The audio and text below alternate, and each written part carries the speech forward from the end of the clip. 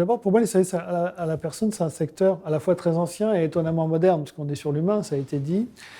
Et c'est un secteur d'avenir parce que de plus en plus, on aura besoin de ces activités de service de proximité aux personnes. Et pas forcément parce que les gens vieillissent, c'est aussi parce que les gens travaillent, tout simplement. On l'oublie quand même. Hein. Il y a, pour beaucoup de couples, quand les deux travaillent, ben, voilà, c'est une vraie aide. Il y a aussi les enfants à s'occuper. Il y a aussi les personnes en situation de handicap. Donc il y a toute une série de cas de figure.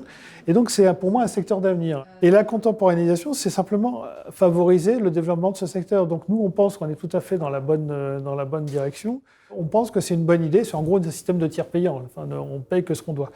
Mais le temps de le mettre en place, il y a beaucoup de réflexions à mener, de tuyauterie à mettre en place. Il faudra un certain temps, donc je reste prudent. Mais c'est une priorité, enfin en tout cas un axe de travail des pouvoirs publics. Il faut convaincre les salariés, notamment les jeunes, de venir sur ce secteur. Et donc, il faut aussi casser une image. Là aussi, on parlait tout à l'heure d'idées reçues. Certains encore, c'est un combat culturel à mener en permanence, certains encore voient ce secteur comme une niche fiscale pour les riches. Ce qui est faux, hein, parce que je rappelais que la dépense moyenne, c'est 100 € par ménage par mois. Donc, ce n'est pas un sujet pour les riches, c'est plutôt pour éviter le travail non déclaré et donc la précarisation.